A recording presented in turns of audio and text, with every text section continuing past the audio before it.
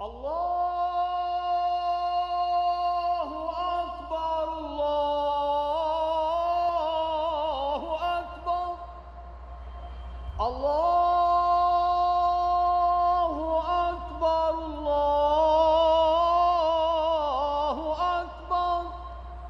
Cairo, a muezzin calls faithful Muslims to prayer.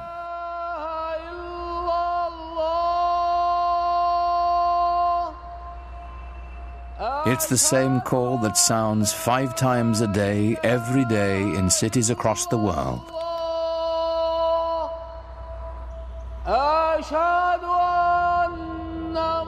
Nearly a quarter of the people on earth respond to it, bound together by the enduring spirit of Islam.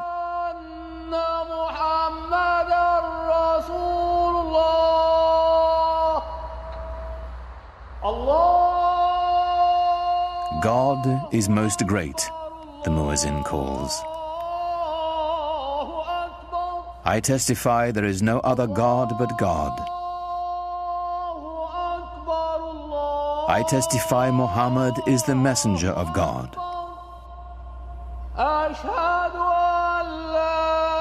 Come and pray.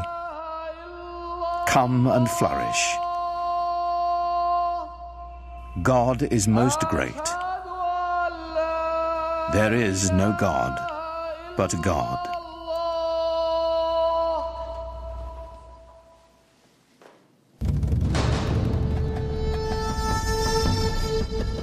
In the unfolding of history, Islamic civilization has been one of humanity's grandest achievements.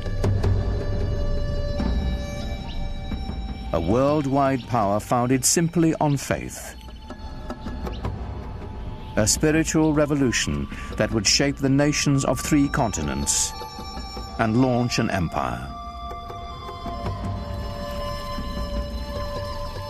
For the West, much of the history of Islam has been obscured behind a veil of fear and misunderstanding. Yet Islam's hidden history is deeply and surprisingly interwoven with Western civilization. It was Muslim scholars who reclaimed the ancient wisdom of the Greeks, while Europe languished in the Dark Ages. It was they who sowed the seeds of the Renaissance, 600 years before the birth of Leonardo da Vinci.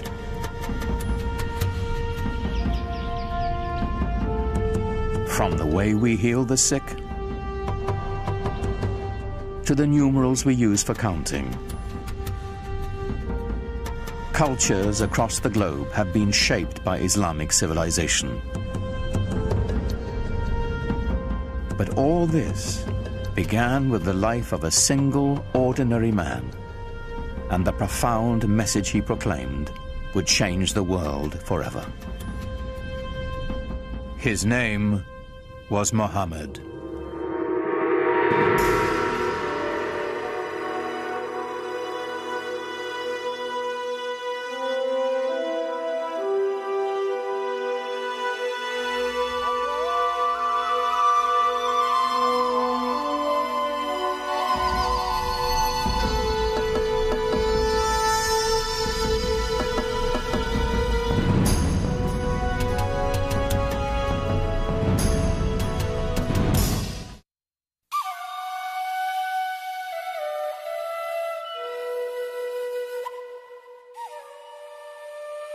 To Muslims, the life of Muhammad is a story revered, in its mysteries as much as its certainties, that our beliefs held sacred. Whatever we can tell about the Prophet, of course, is screened through the filter of what has been preserved over the centuries and what people have wanted to preserve. And it's very difficult to pull out from all of these different sources that are very adoring and the ordinary human being that the person that he was.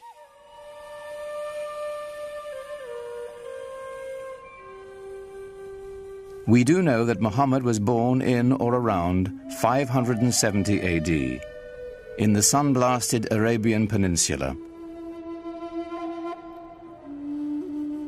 a land of savage scarcity whose Bedouin tribes were locked in a constant state of tribal war.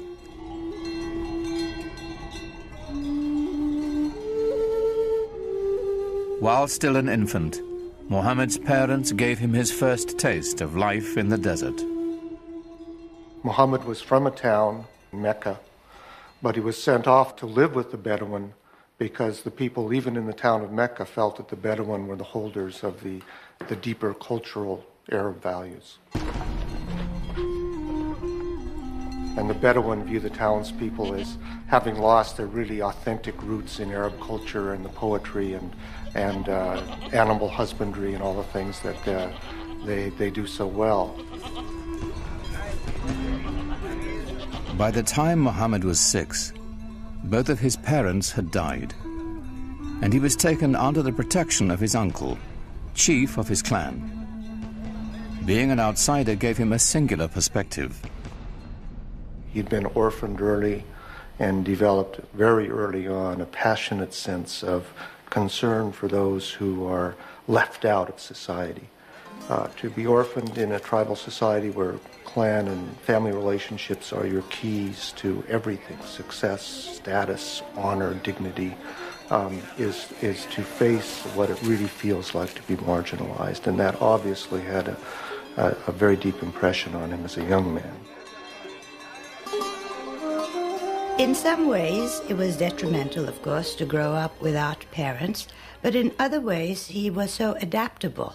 He had many parents, he had many fathers, he had many mothers, so it made him a child of everybody. Muhammad's clan, like Arabs all across the Arabian Peninsula, would share the stories that had been told and retold for generations. Pre-Islamic Arabian civilization was largely an oral culture, and there was tremendous respect for and admiration for people who could express themselves orally, and especially those who could recite poetry almost at the drop of a hat. Some of the most important people in a tribe were the poets. As they sang of the glory of the tribe, they told the story of the tribe. To the Bedouin, the word had a mystical importance. Poets linked the tribe to its ancestors and celebrated values older than memory. Poetry was the sinew that bound the Bedouin together, celebrating their victories, lamenting their defeats. The poems themselves, like the poems of Homer, both celebrate this great heroic ethos and yet intimate in the deepest way the tragedy that this ethos of constant tribal warfare brings to people. Warfare and conflict were the grim realities of a dangerous time. Muhammad's uncle taught him the skills he'd need to survive in a world where even a prophet would wield a bow and arrow.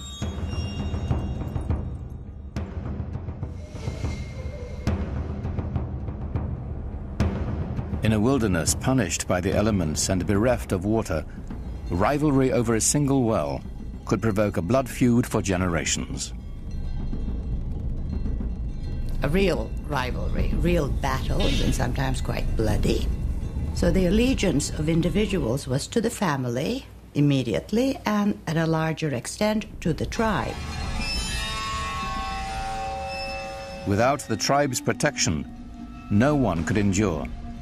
Scattered across the peninsula were countless factions, all embroiled in bitter struggles, each defending its precious grazing lands, trade routes, and most importantly, its wells. Well, you have to understand, in most of the lands are dry. And so water is something that everyone always considers precious. For those of us in climates that are more heavily watered, it's difficult to understand the depth and the centrality of the symbol of water in societies that are desert and in which it only rains once or twice a year, and in which a little water makes the difference between life and death.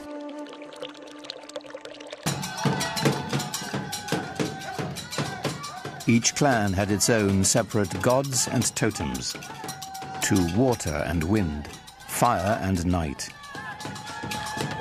They were kept in the caravan town of Mecca, in a shrine of wood, stone, and cloth. It was called the Kaaba, the Arabic word for cube. Pre-Islamic Arabs worshipped a number of spirits, and they were generally nature-oriented spirits, sometimes associated with natural features like trees or rocks or springs. And the Kaaba in Mecca was one of a number of these sanctuaries centered around a particular cluster of deities. It was said the Hebrew patriarch Abraham himself built the Kaaba centuries before, and that a sacred black stone it held within had fallen from the sky. In these turbulent times, the Kaaba provided a rare place of peace. Only here would the Bedouins submit to a temporary truce before returning to their conflicts of the open sands. There was this one place in the middle, around the Kaaba, which was, from even pre-Islamic times, was a place of a sacred enclosure where all people had to put down their arms. And this, of course, facilitated trading because it meant that you couldn't carry on your feuds when you were doing your buying and selling. The spiritual and economic importance of the Kaaba in Mecca are pretty hard to separate as far as the pre-Islamic Arabs are concerned. The Kaaba made Mecca a vibrant center for trade. Here were found Arabian incense, exotic perfumes and Indian spices, Chinese silks and Egyptian linens. But perhaps the greatest treasure to be found at Mecca was the rich mixture of cultures. There were people who came through town who had all kinds of interesting experiences to relate to faraway places. The local religion was mixed. There were Christians, there were Jews, and there were also the Arabs of the desert who followed an animist type of religion. Muhammad's world was a center of trade, connecting the Mediterranean Sea to the Indian Ocean, linking the aging empires of Byzantium and Persia to the great bazaars of India and China.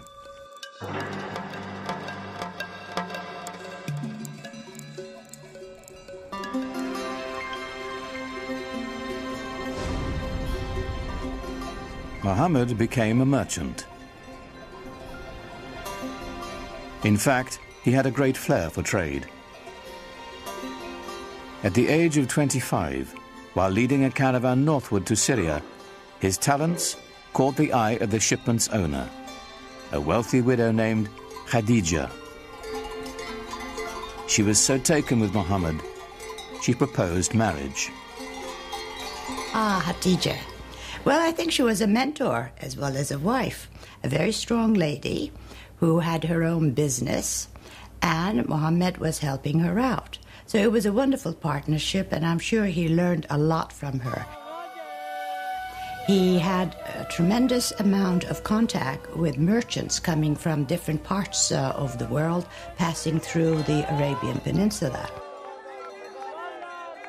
I think he was a very intelligent man, very open-minded, and he was able to communicate with a great variety of people. He must have had great charisma as well. Muhammad had a way with people and with resolving their disputes. Once, when the Kaaba fell into disrepair, the clan chieftains quarreled over who would have the honor of putting the sacred black stone back where it belonged. Before violence could erupt, Muhammad proposed an equitable solution.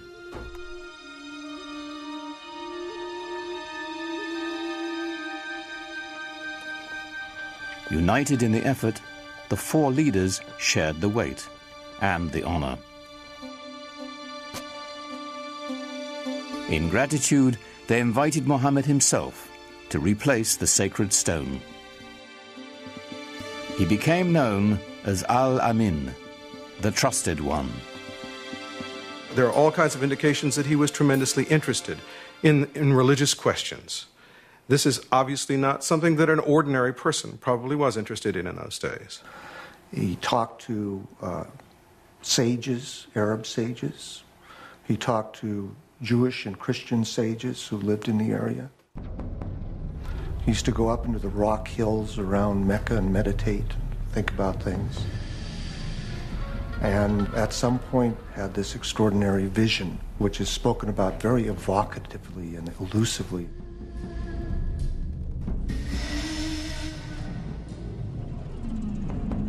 In a cave above Mecca, Muhammad had an experience that would be the defining moment of his life.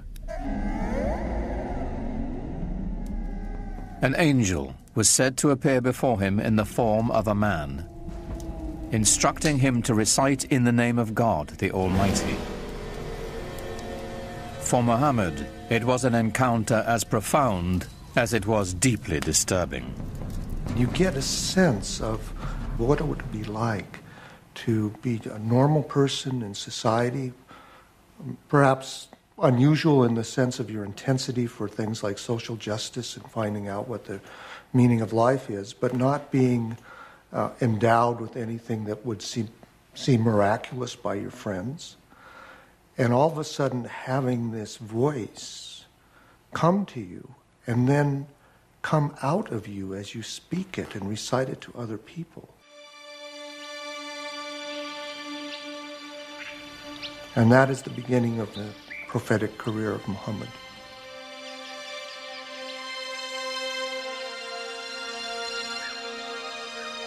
The months to come would bring more revelations.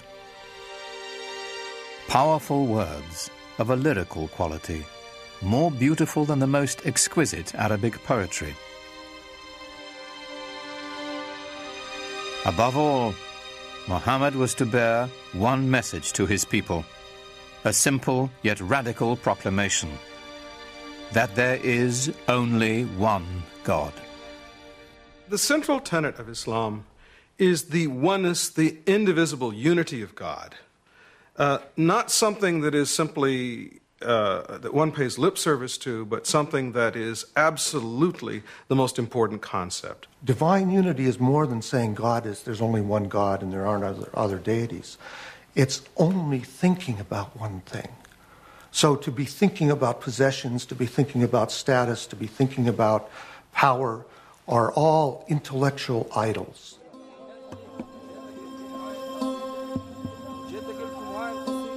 The implications were staggering. One God meant one people. No more tribal divisions. To the poor and unprotected, the prospect was revolutionary. It seems to me that one of the most important things in his early teaching that isn't often talked about is the strong social justice message that he delivered. In Mecca of the time, there was an increasing separation between the haves and the have-nots. He insisted that this was not to be and that we should share the wealth, and it was this social justice message that I think that really got him a hearing among many of the folks. So coming with Islam, it was a new order, a new way of life. And it was a beautiful way of life because everybody was equal, black, white, men, women, children. So it had that type of universal appeal, which I think was the reason why Islam spread so rapidly. Many were moved by Muhammad's message as he began to speak out in the community. It had the suppleness and symbolic depth of the great pre-Islamic poems that had been created by this people and that had given this people in Arabia such an extraordinary ear for verbal expression, where verbal expression was the commanding cultural force.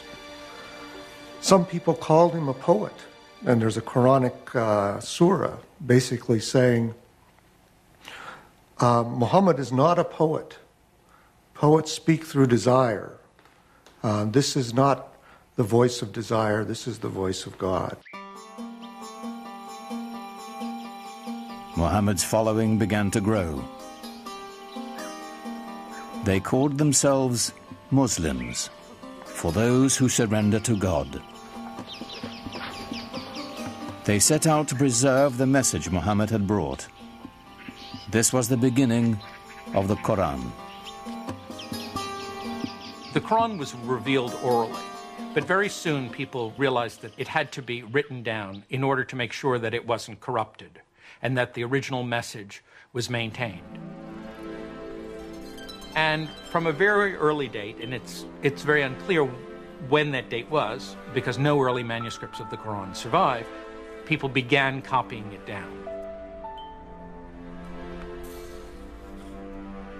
The Quran is a revelation of spiritual teaching, of both ethical and social guidance. It was revealed and remains in Arabic. And what's so extraordinary about the Quran is its naturalness, so that it can say the most powerful cosmic things with a sense of intimacy, so that power and tenderness come together constantly in the Quranic language. With words alone, the Quran delivers its vision to the faithful. Its imagery conjures a picture of the afterlife that resonates with all the power of traditional Bedouin poetry. Imagine yourself in the desert, surrounded by dust, by the glare of the sun. You wear cloaks to cover your body because the wind will just sear your skin right off your face. And you walk into an oasis. The temperature drops dramatically. There's a quiet there. The wind is no longer howling. Everywhere you look, you see green and color. The world of water and paradise are symbolically tied to one another. And the Quran can conjure that up with just a few briefly chosen words.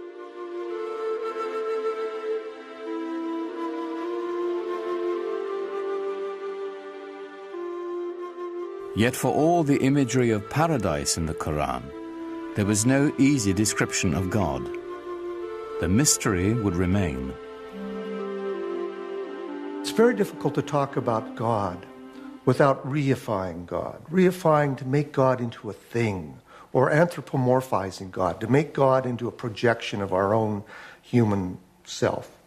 And that's why Muslims don't like sculpture, for example, traditionally, because they believe that there's that danger. And the Quran avoids that by constantly shifting the pronouns, so we can't really reify God and get an image, a physical image of God. Rather than a physical image of God or of Muhammad, it is the beauty of the Quran itself that is celebrated in Islam. Islam developed in this context where pictures were not favored. The Quran, as it was revealed, was God's representation on earth, and Muslims felt from a very early time that the only just representation of God's word, was the Quran itself, not any picture of God, certainly not, because you couldn't represent God, and certainly not a picture of Muhammad, because he wasn't divine.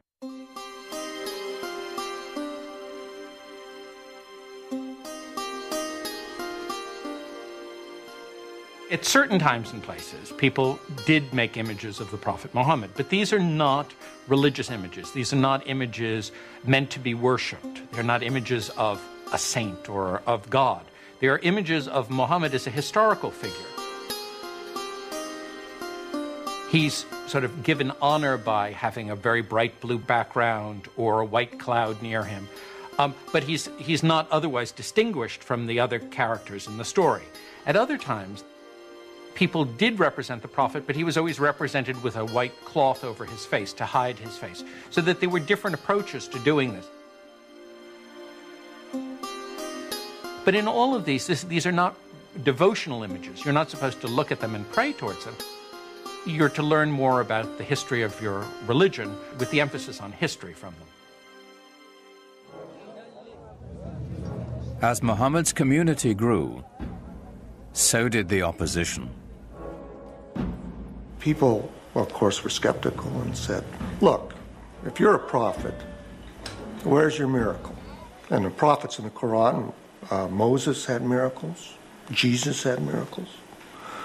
Where's your miracle? The Quranic answer to that challenge is, this is the miracle, this Quran. But that wasn't miracle enough for the people who defined themselves by the gods of their ancestors and the totems of their tribe. Their doubts increased. The idea of life after death appalled them. So the Quran presents people as really being skeptical. You mean to tell me that after I die and my body has gone back to the elements and I've been putrefied, that I'm going to be put back together again and brought back to life? That, of any of the messages in the Quran, that struck the people of Arabia as being the most hard to believe. Muhammad also spoke of eternal damnation for the unjust. He used the language of apocalyptic imagery, talking about the signs of the ends of time, when the mountains crumble, when the skies are rolled up like scrolls. Then you will know what responsibility you bear for your actions. There are references to those who are unjust going to the fire. To the non-believers, the divine reckoning Muhammad invoked was an outrage. His dismantling of their heritage and customs, deeply unsettling. It was a threat in several ways, to their social order, to their age-old traditions, and an economic threat because of the importance of the pilgrimage shrine of the Kaaba in Mecca. As Muhammad's following increased, the social fabric of the caravan city began to unravel. Business suffered as pilgrims and traders, worried for their safety, left town. The tribal leaders decided Muhammad and his message must be removed permanently. They didn't want him taking over. They didn't want him horning in on their control of the city. They made things very difficult for him, perhaps even plotted his assassination. They tried to keep him away from the Kaaba. They did everything they could to kind of run him out of town. They demanded that Muhammad's uncle remove his clan's protection from the Prophet, which would clear the way for his murder without the threat of retribution. But his uncle refused. The battle lines were drawn. Nothing short of tribal war would settle the conflict now. Muhammad is clearly asked to do extraordinary things, to tell the Bedouin to give up many of their notions of multiple gods, to give up their attachment to their ancestors and their tribal warfare in the way they had, things that could and did make him the object of scorn, persecution, and an attack.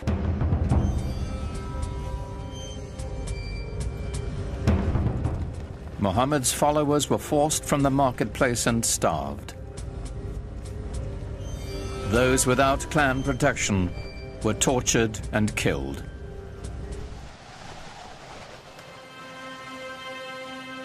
In 619 AD, Muhammad's wife, Khadija, died, and his uncle as well. Gone were his first great love and his only protector. Here at last was the opportunity his enemies had been waiting for. But in the lush oasis town of Yathrib, north of Mecca, a refuge opened to Muhammad and his people. Clan rivalries had become deadly in the town, and they desperately needed a peacemaker. They had heard that Muhammad was a very trustworthy man. They heard that he had great arbitration skills, and they thought, let's see if we can't get him up here and help us out. So they invited him.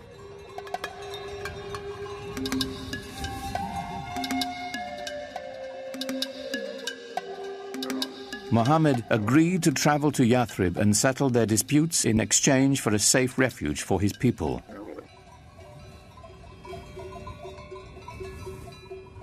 For Muhammad's followers, Leaving the place of their ancestors, their families and tribes, was the ultimate test of devotion.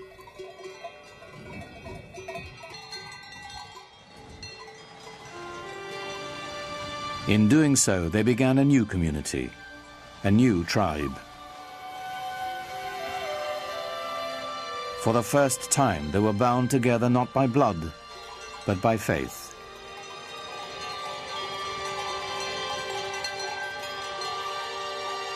In the course of a single caravan journey, Islam marks its true beginnings. Their journey is known as the Hijrah. 622 in the Christian calendar marks the Muslim year 1.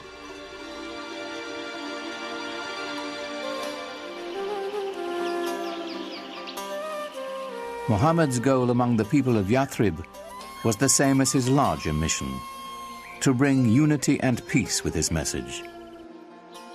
He was asked to be a Solomonic figure, to mediate tensions between tribes that seemed intractable. As his work succeeded, the town would become known as the City of the Prophet, Medina. Muhammad's great task in Medina was to try and bring together these various groups and to try and forge a community of believers in a way that would bring people together in a sort of harmony. To the divided clans of Medina, Muhammad offered a vision of solidarity. But even as he spread the word of Islam, he didn't challenge the beliefs of other faiths. Islam sees itself in relationship to the earlier revealed religions of Judaism and Christianity and treats them as people of the book.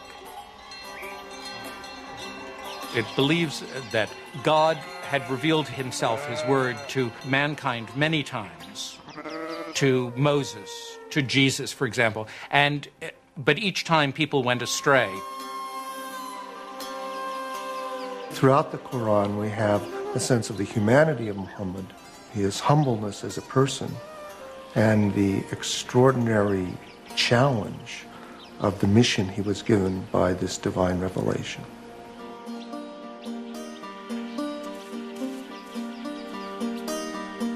As the Muslim community grew in Medina, a life of simple devotion and ritual developed. A freed Abyssinian slave named Bilal was the first to call believers to prayer at Muhammad's house. Allahu Akbar! Allahu Akbar! It was the first mosque. Allahu Akbar! Allahu Akbar! Ashhadu an la ilaha illallah. The call to prayer has within it the first Islamic pillar, which is the affirmation of God's unity. La ilaha illallah, that beautiful phrase which many Muslims chant over and over in their mind or vocally to constantly remind themselves of the unity of God and the unity of what we should focus on in our life.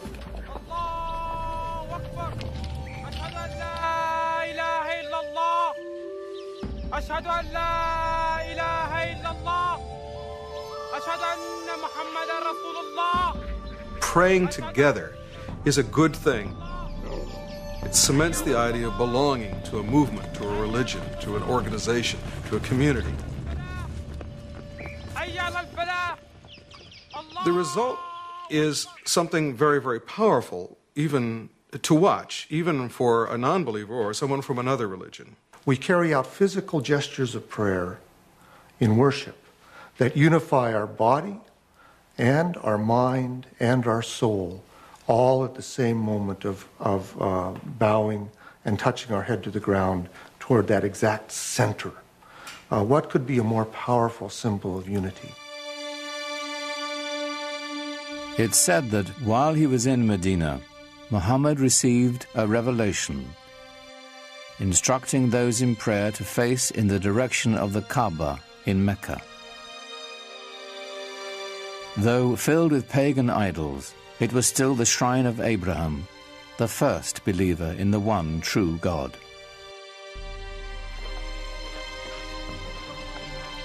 But even as the Muslims were praying toward Mecca, their enemies there were rallying in force. Their goal, to wipe out the Muslims.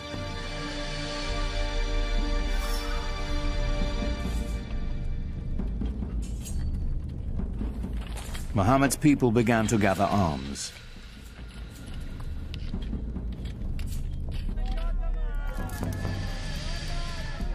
Though the Muslims prepared as best they could, they were outnumbered and outmatched. They mustered a force of only 313, mostly old men and boys, with few weapons. While the approaching Meccans were heavily armed and 1,000 strong.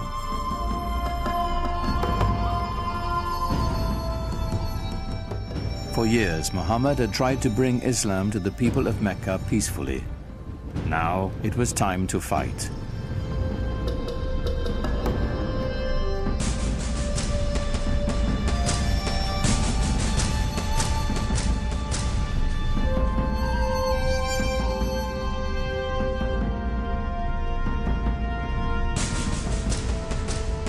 The Muslims faced their own tribes, brother fighting brother, son against father. Yet they came armed with a powerful weapon, a passionate belief in their faith. Muhammad's troops fought with every confidence that God's will was guiding them.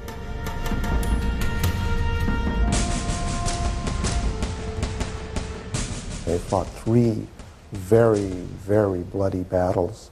At one point, the entire young Muslim community was right on the edge of annihilation.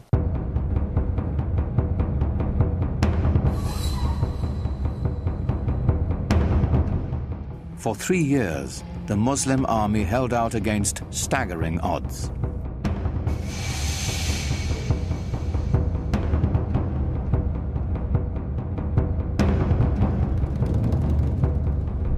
As word of the fighting spread, other Bedouin tribes saw God's hand in Muhammad's victories.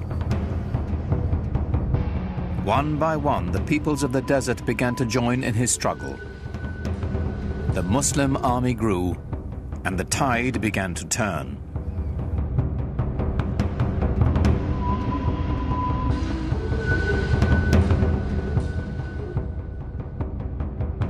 The Muslim forces advanced to the outskirts of Mecca.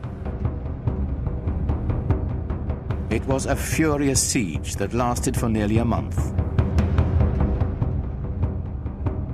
Until, finally, the city fell to Muhammad.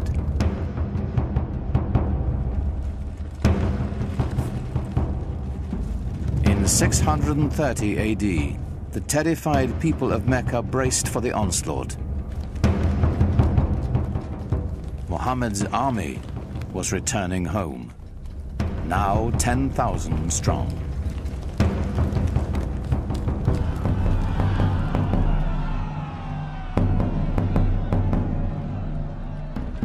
The vanquished knew the terrible fate that awaited them. According to the modes of tribal warfare, the Meccans could expect a big revenge. The men are usually killed, women and children are sold into slavery. There's little pity for the loser in a tribal war. Of course, that's standard around the world.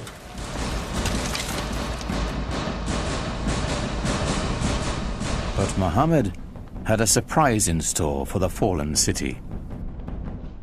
When Muhammad came into Mecca, and not only did not carry out a bloody revenge, but actually embraced the very Meccans who had fought him for 3 years and attempted to annihilate him, it was very shocking to the people in his milieu. So within the very founding of a religion, one finds episodes of great generosity, often extraordinary acts of of kindness and mercy. But not all of Mecca escaped Muhammad's wrath. Flush with victory, his troops marched straight to the Kaaba. 7 times they circled the shrine, as those who had come to seek its protection appealed to their idols. But it was not the pagan people Muhammad had come to destroy. It was their gods.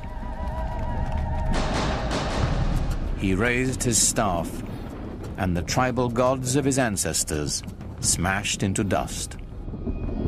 When Muhammad entered Mecca and entered the shrine and destroyed the idols in the shrine, this is of great cultural and symbolic importance in Islam. By breaking the idols, he was breaking apart the tribal system in which each tribe really had its own independent deity. This was shocking to the Bedouin. This was saying the gods of our fathers are being destroyed. In some sense, you're saying that our fathers themselves were deluded. How can you say this in a tradition in which relationships to one's father and tribe were primary?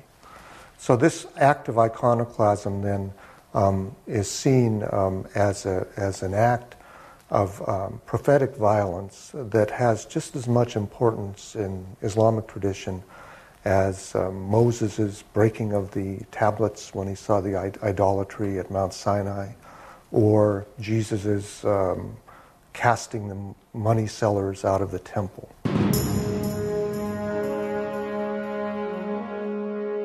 The destruction of the idols was a new beginning, a breaking from the past and the creation of a powerful new force. Mecca was just the beginning. One after another, the tribes of a nation were summoned to the fold and united under the banner of Islam. A worldwide community of faith was begun, born in an extraordinary alignment of history, personality, and conviction. What Muhammad did was to bring a sense of solidarity, a sense of mission, and he united all these separate segments within the peninsula. From then on, moved eastward, westward, northward, southward.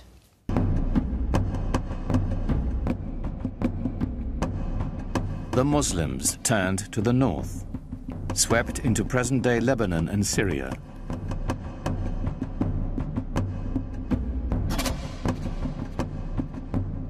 They continued west into Egypt and quickly across North Africa, fortifying the coastline of the Mediterranean. Only the seas stopped them. Its growth was so explosive from 622, the year 1 of the Islamic calendar.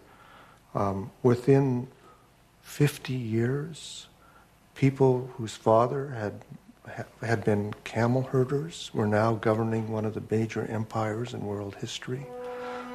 Within 200 years, it extended from Spain to China. The Muslims absorbed the Sasanian Empire of Iran and 2/3 of the Christian Byzantine Empire. By now, the empire was larger than Rome. It stretched from Morocco in the west to the Indus River in the east, where the border of India is today.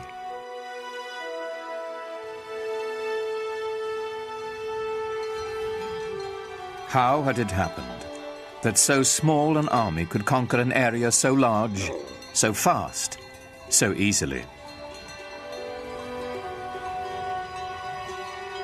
Islam's success in expanding into the central Middle East and across North Africa was due in large part because people were fed up with previous regimes. So the idea that Muslims were going across the world saying convert or die is really not accurate, not at all. That it didn't have a heavy hand. It didn't rule with a heavy hand. They allowed the conquered peoples to maintain their administrative structures. They allowed the Christians and the Jews to maintain their religious law and to be governed by them. And so, in many cases, conquered peoples did not feel the presence of the new regime very heavily. Certainly for individuals who felt themselves exploited or downtrodden by an oppressive and even sometimes parasitic priesthood, the idea of Islam being a religion essentially free from clergy must have seemed very attractive. It's the times that creates the movement and sometimes the men. The Roman Empire had collapsed, the Byzantine Empire wasn't strong enough. There was a need for a new vision, a new way of looking into life. And I think what happened at that time, Muhammad's mission, filled the void that the societies wanted. They really wanted some sort of solidarity in their lives. The lessons of the Quran, so successful for the Muslims in Medina and Mecca, were playing out on a global scale. As the conquest swept through Syria, the Muslims held their Friday prayers in the Church of St. John the Baptist in Damascus,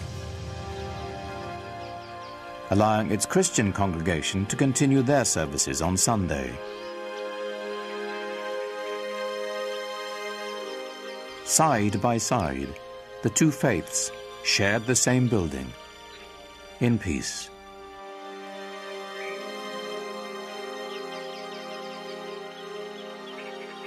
As the Muslim community grew, they bought the old church from the Christian congregation and built a huge mosque on the site.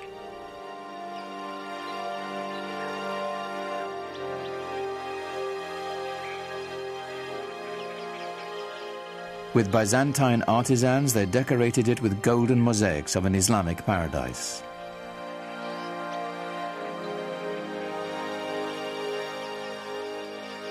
The Great Mosque of Damascus would become a model for new mosques to come, all across the empire.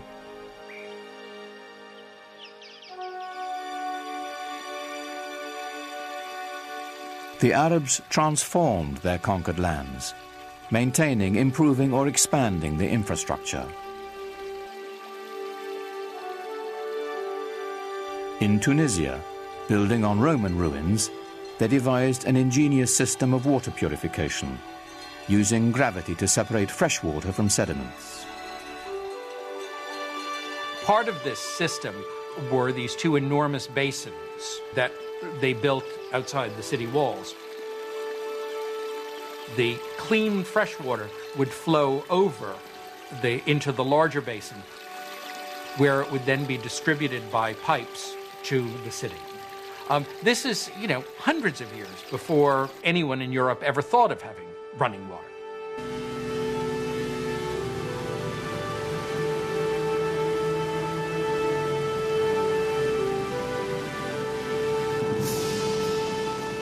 All over you find schemes for bringing water from the mountains where there was more water to the plains where there might be less water. They resurrected elaborate irrigation systems, filling the old stone aqueducts with precious water.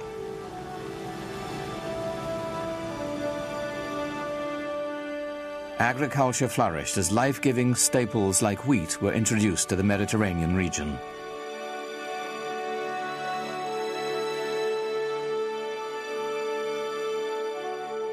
But Muslims saved their most monumental feat for the holy city of Jerusalem.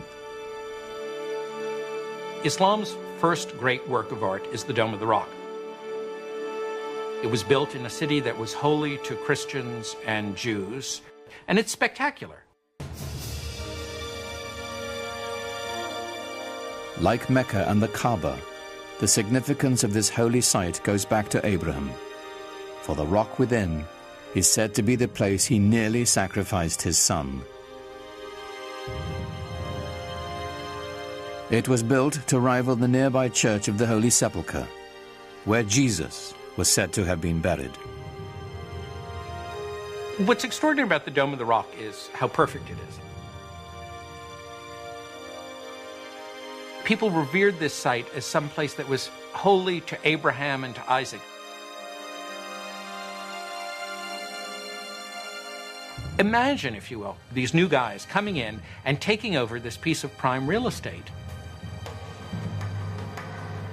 and building a new building for a new religion that sits on top of a mountain and sparkles and glitters in the sunlight for everyone to see. This is not something that a fly-by-night. This is something big and important. Islam has come to stay. In just 100 years, Muhammad's vision had transformed the spiritual and political map of the world, and his followers had established an empire larger than Rome. But Muhammad never lived to see it. In the 11th year of the Islamic calendar, 632 AD, only 2 years after the taking of Mecca, Muhammad died.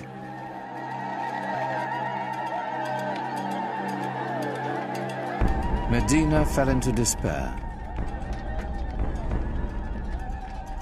For days, the city was consumed with sorrow and ceremony. He's known to have said that he wanted to be buried very simply, with no marker over his grave. He didn't want people to worship his grave. That would interfere with their worship of God. God had spoken to them only through Muhammad.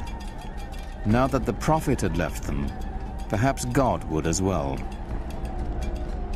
Muhammad's death set up a crisis in the young Islamic community. The question of succession was the first thing that really occupied people's concerns. At this point, there was a divergence of opinion as to how the community should go about choosing a new leader. According to the Shiites, the faction, the Shia of Ali, Muhammad had indeed designated Ali, his son-in-law and cousin, as his successor. The opinion that came to be the majority opinion, or the Sunni opinion, held that Muhammad had not appointed a successor during his life, but had said, after I am gone, choose one from among your peers, from among the elders. And from the house there came out the man who would be his successor, Abu Bakr. And he addressed the people and said, if you worship Muhammad, know that he is dead. If you worship God, know that he lives forever. Here was the secret to Islam's strength and profound influence. The unifying power of one God, merciful and compassionate, the power of one people, bound by a common faith. Muhammad did not lead the conquest or create the empire to come. The transforming power of his message did. Out of that message would spring a font of knowledge that would transform humanity, as Islam continued to spread its reach far and wide. Awaiting the Muslims would be a new age. They would be destined for enlightenment, for new horizons, and a clash of great powers, the like of which the world had never seen.